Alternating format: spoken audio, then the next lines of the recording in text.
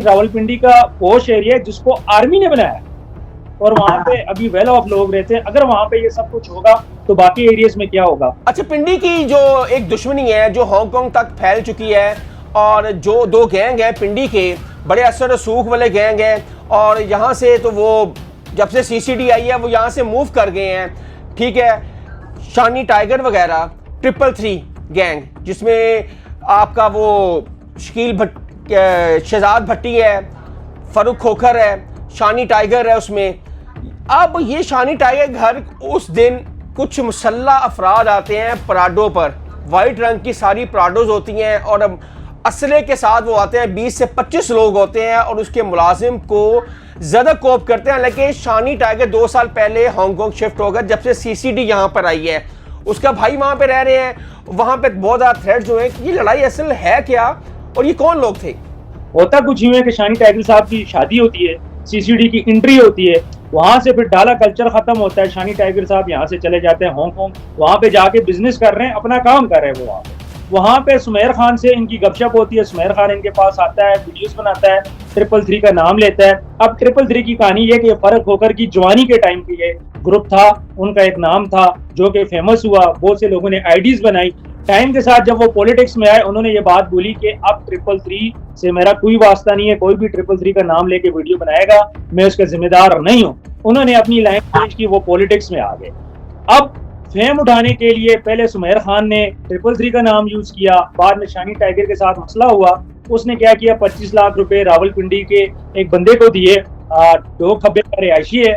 उसके बाद उसने रेंट की गाड़ियां लेके शानी टाइगर के घर के ऊपर जाके उन्होंने माली को मार के वीडियोस बनाई।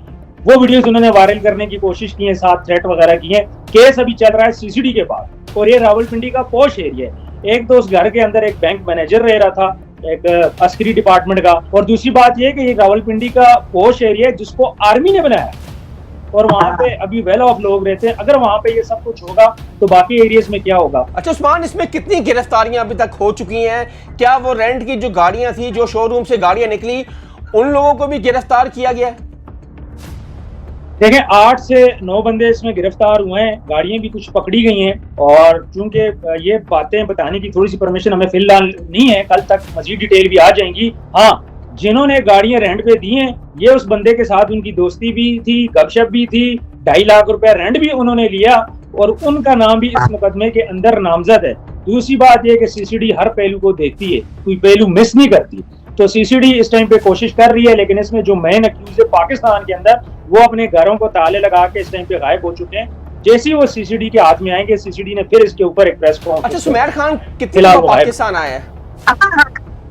3 से 4 दफा ये आया है पाकिस्तान में, नजरों का रिहायशी है। और सुना बहुत स्ट्रॉन्ग है, इसका बहुत बड़ा गैंग है हांगकांग में। नहीं, गैंग तो आप जब वीडियो देखेंगे मैं आपको सेंड करूंगा, आप लगा दीजिएगा। इसका कोई ऐसा खास गैंग नहीं है, छोटा मोटा आप बदमाश इसको बोल सकते हैं। बाकी देखें, हांगकांग का लॉ बड़ा सख्त है, वहां पे फायरिंग करवाना या फिर वहां पे पंगे करना, इस तरह की चीज पॉसिबल नहीं है। सिंपल सा लड़का है, पहले 333 के साथ जुड़ा व्यूज के लिए, आप समझ तो मामला कहां से खराब हुआ इनका आपस में?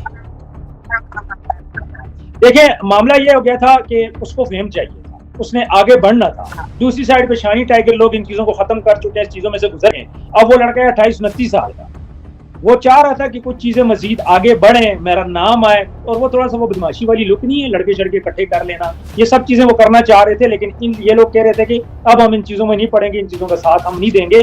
और इनको पता चल गया, सबको पता चल गया बदमाशी में कुछ बिल्कुल ऐसा है। तो क्या समझते हैं कि जो पिंडी का ये गैंग है, पिंडी में गैंग वार भी बहुत ज़्यादा है, जिनमें शानी टाइगर है और बहुत सारे वहाँ के जो असर रसूख वाले लोग हैं। जब से सीसीडी आई है तो ब्रूने मुल्क शिफ्ट हो गए हैं। जैसे शानी टाइगर कह रहा था कि डॉलर खर्चा ख़त्म हुआ है, तो मैं इनसिक्योर हो गया था। जारी बात है, उसकी बहुत सारी दुश्मनियाँ भी हैं, और फिर उसने बेहतर समझा कि मैं हांगकांग शिफ्ट हो जाऊँ। उसके बाद आपको पता है कि रजब भट्ट का ही मामला भी सामने आया था, शहजाद भट्टी वाला, शानी टाइगर का, ये सारा एक ग्रुप था तब।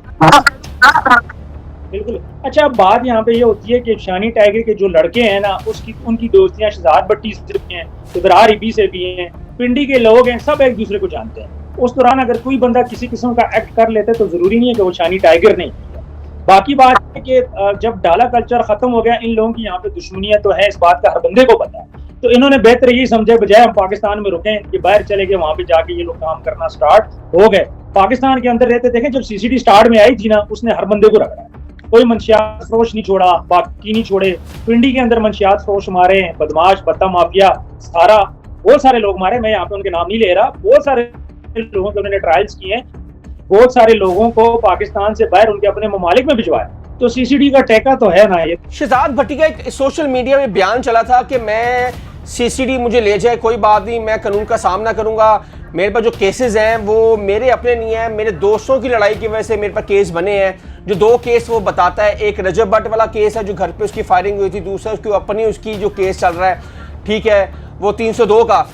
तो क्या समझते हैं कि शहजाद भट्टी अब इस तरह की बातें क्यों कर रहा है? देखें, शहजाद भट्टी जब पाकिस्तान से बाहर रहा, वो इस टाइम पे पाकिस्तान के अंदर ही सेफ है, क्योंकि उसके अगेंस्ट इंडिया की एजेंसीज हैं। जो भी रीजन है, उन्होंने कोशिश की इनको इनकाउंटर करने की, इसको पकड़ने की। इसका नसीब अच्छा था कि टाइम पे ये बच गया, सोशल मीडिया से भी साइड पे हो गया। अब पाकिस्तान वो वाइज प्लेस है जहाँ पे वो सेफ है, वो पाकिस्तान आएगा। रिसेंट मेरी बात हुई थी, वो कह रहा था मैं तैयारी कर रहा हूँ पाकिस्तान आने की। यहाँ तक रूमर्स थी कि भाई वो पाकिस्तान आ चुके हैं, लेकिन फिलहाल वो पाकिस्तान नहीं आएगा। अल्टीमेट इन सब ने पाकिस्तान ही आना है, पाकिस्तान इनका मुल्क है, पाकिस्तान के बगैर इनमें से किसी का गुजारा नहीं। ऐसा ही है, डेफिनेटली जिनके साथ इनकी लड़ाई है इंडिया के साथ शहजाद भट्टी की, और उसमें बड़े बड़े ग्रुप हैं। लॉरेंस बिश्नोई है जिससे सबसे बड़ा गैंग जो इंडिया से जेल में बैठ कर अपना नेटवर्क चला रहा है। ये अमेरिका की एक खबर एजेंसी ने भी उसको किया है, जहाँ पे वो एक सिख को मारा था इन्होंने अमेरिका में, वो भी सामने आ चुका है। गोल्डी बरार भी सामने आ चुका है, इनके भी अब तफ्तीश होगी। अब क्या समझते हैं कि इसलिए इनसिक्योर समझता है शहजाद भट्टी अपने आप को हर जगह, जिस मुल्क में वो चले जाए, मैक्सिको गया था वहां पे वो पहुंच गए थे, इसके पीछे क्या समझते हैं कि वापस आना पड़ेगा इसे? देखें, मैक्सिको गया, ब्राजील गया, कतर गया, दुबई गया, बहुत सारे कंट्रीज में गया, वहां पे इसके लिए मसले मसाइल रहे। बात यह कि लॉरेंस बिश्नोई बेसिक इतना बड़ा गैंगस्टर नहीं है। लॉरेंस बिश्नोई को उसकी एजेंसी सपोर्ट कर रही है। जहरी बात है, थाने में बैठ के कोई बंदा इतना माई का लाल नहीं है कि मोबाइल यूज करे, उसके पीछे एजेंसीज हैं, एजेंसीज उसको चला रही होती है। जब उन्होंने अपना काम निकलवाना होता है, वो इसको आगे कर लेती हैं, यानी कि बदनाम भी इसे करती हैं, मर्डर भी इसी पर डालती हैं, काम भी इसी से लेती हैं। इसी तरह इंडिया की एजेंसी जब शहजाद भट्टी के पीछे पड़ गई हैं, तो मुकाबला करना जाहिर बात है, एजेंसी से तो मुकाबला कोई भी नहीं कर सकता। पूरी कोशिश की एजेंसियों ने, लेकिन अभी तक उसको पकड़ नहीं पाए। एट द एंड उसने पाकिस्तान ही आके अपने आप को सेव करना है। बहुत शुक्रिया उस्मान, आपका टाइम देने का, हमें बहुत बहुत मेहरबानी।